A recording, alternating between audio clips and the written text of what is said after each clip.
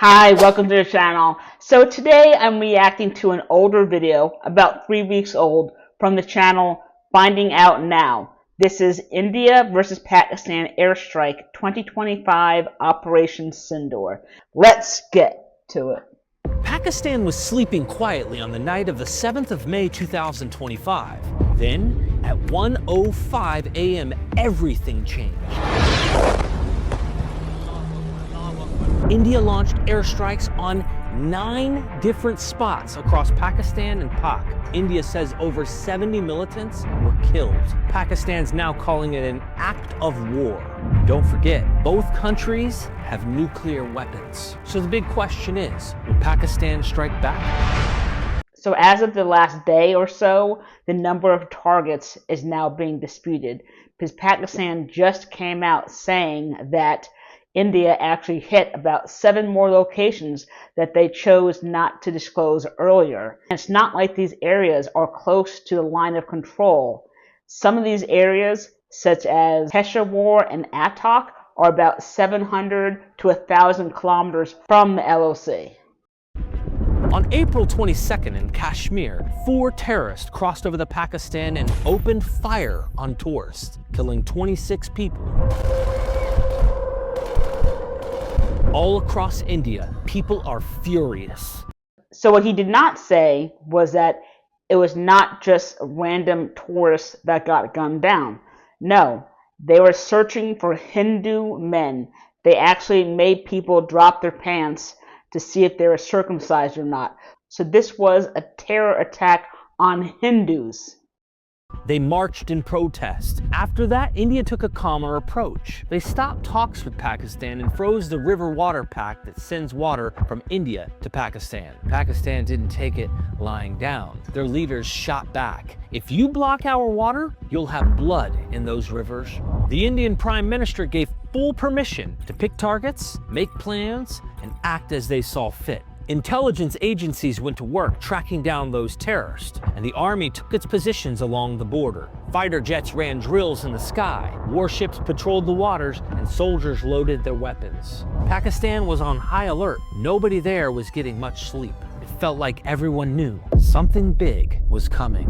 On the night of May 7th, 2025, Pakistan was quiet and dark. Most people were asleep in their homes. Then at exactly 1:05 a.m., the whole mood changed. Indian jets lifted off from their runways. In total, they launched 24 rockets. These missiles flew fast and true toward 9 hidden militant camps. I'm pretty sure most of those rockets were brahmos. Camps were tucked away in the hills of Pakistan, administered Kashmir. Others lay out in farming areas in Punjab. India's planners had picked these sites carefully because they believed this is where the militants were. Within minutes, each missile hit its mark. In Muzaffarabad, locals heard deep booms and saw tall clouds of smoke. In Kotli and Shakagar, flames lit up dark fields. In Ahmedpur Shakia, villagers ran outside to find the ground shaking and dust rising where a camp once stood. Indian leaders say they aimed only at the camps. No homes, schools, or army bases were touched. They made sure the attack was precise to spare ordinary people. By 1:25 a.m., the final missile fell into its target and the attack was over. Back at Indian command centers, officers watched their screens and saw that the operation went as planned. The jets returned to base. Over the border, Pakistan's reaction was quick and intense. Air raid sirens screamed in cities. Soldiers ran to their stations. Radar dishes turned to track the skies. Families woke up in panic, huddling in basements or rushing into the streets. No one slept that night. By morning, the news came out. India says about 50+ militants were killed in the strikes. Pakistan's leaders condemned the attack as an act of war and warned they might respond soon. An act of war? Well, Pakistan, you are the ones who are actually sending extremist people into India to attack Hindus. That is an act of war. I think India has been great at showing restraint, actually.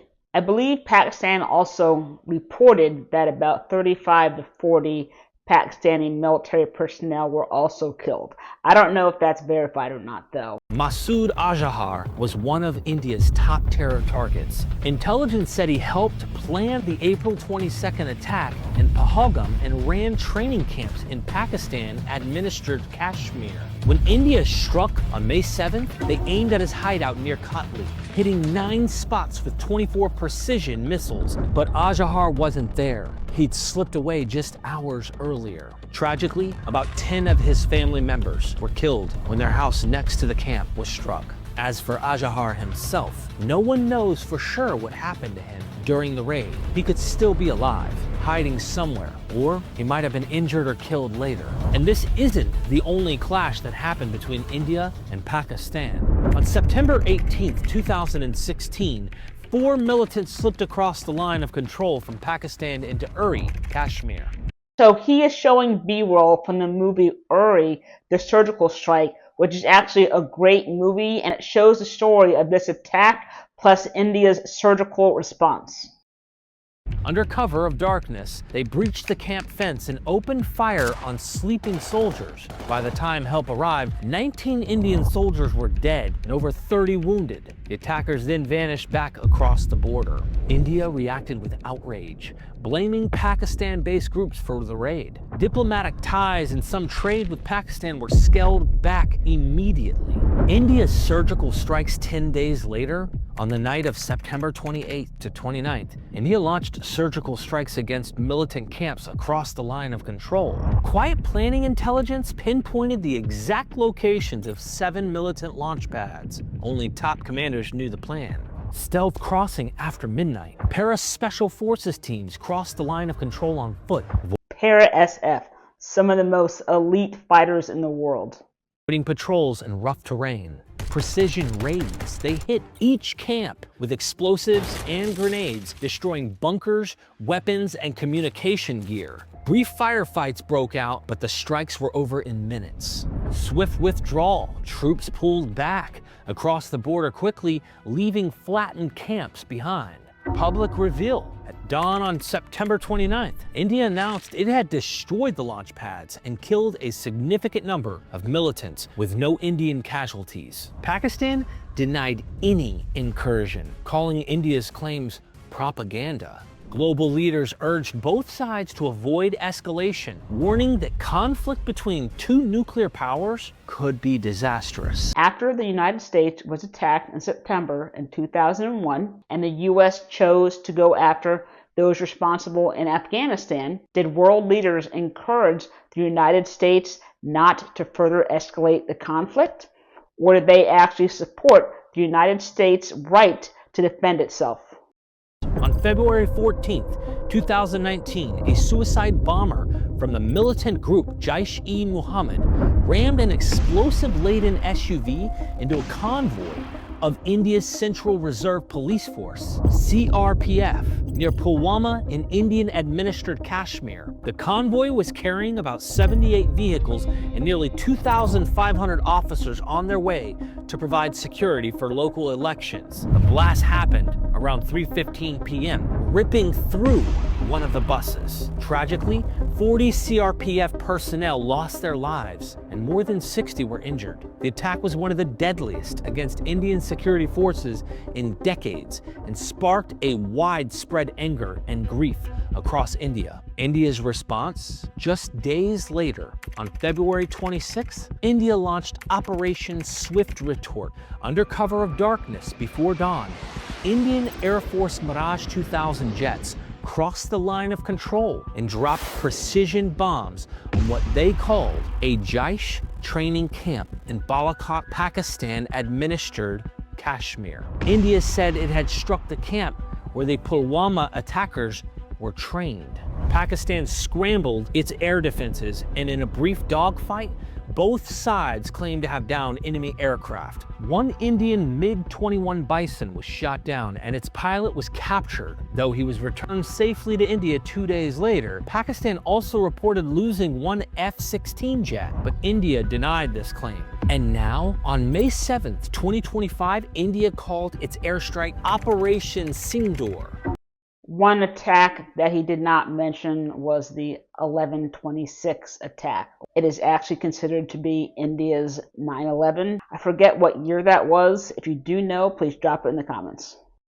In Hindu tradition, a husband applies Sindoor, vermilion, to his wife's hair, part as a sign of love and marriage. The name honors the memory of the Pahalgam attack victim whose husband was killed. His widow's Sindoor now marks her loss. India was quick to say its May 7th strikes were aimed only at terrorists, not at Pakistan itself. Operation Sindoor targeted militant camps and training facilities, not civilian areas or military bases. But Pakistan didn't stop there. In Islamabad, top security officials have been holding emergency meetings around the clock, weighing their options. Publicly, Pakistani leaders have reminded everyone that their country is a nuclear power and that their missiles are built to be used, not just stored in silos. I'm not here to push any site's agenda. I just want to bring you the real facts from the ground. And your one like and subscribe motivates me and my team. The tension is real on the ground. Almost immediately after Operation Sindoor, Pakistani forces opened heavy artillery fire across the line of control. Today, the Indian government said that Pakistan struck back on the night of May 8th, firing drones and missiles at places like Srinagar, Jammu, and Amritsar. Pakistan actually tried to destroy the Golden Temple in Amritsar. However, Indian missile defense systems were able to actually protect it. If you want to hear more about that story, I'll link it at the end. India's air defense system shot down every threat, and destroyed drones and missiles are being collected as proof. Early this morning, India hit back at Pakistan's air defense radars, knocking out at least one system near Lahore. Along the line of control in Jammu and Kashmir, Pakistan also fired mortars and heavy artillery into border villages in Poonch and Rajouri. Local officials report that at least 15 civilians, including women and children, were killed in the shelling, with 43 more injured. India's leaders are watching Pakistan's movements closely. India's military remains on high alert along the border, with fighter jets scrambling on training missions and troops reinforcing forward positions. The Prime Minister has publicly said that India wants peace, but will not hesitate to defend itself. Ordinary Pakistani citizens, already struggling with high inflation and a shaky economy, now face the added fear that a full-scale war could break out at any moment. People report sleeping with one ear open for sirens, and families are quietly stockpiling food and water just in case. For now, both countries are locked in dangerous standoff. India insists it struck only terrorists. Pakistan insists it has the right to respond. Meanwhile, ordinary people on both sides of the border watch and wait, hoping the crisis ends without sliding into open war. Will Pakistan reply with full force military action? That's all for today. Stay alert and see you soon. For decades, Pakistan has been sending terrorists into India to attack Indians. The West's response is to support Pakistan and to actually provide money, aid, and arms. The same arms that Pakistan is actually using against India. So you can imagine that India does not want to hear anything that the West has to say about this conflict. India is putting India first. It is standing up and defending itself, which is exactly what the United States did after that fateful day in September 2001. Down below, I'll link Uri, the surgical strike, and this is the video on the Golden Temple attack. Thanks for watching.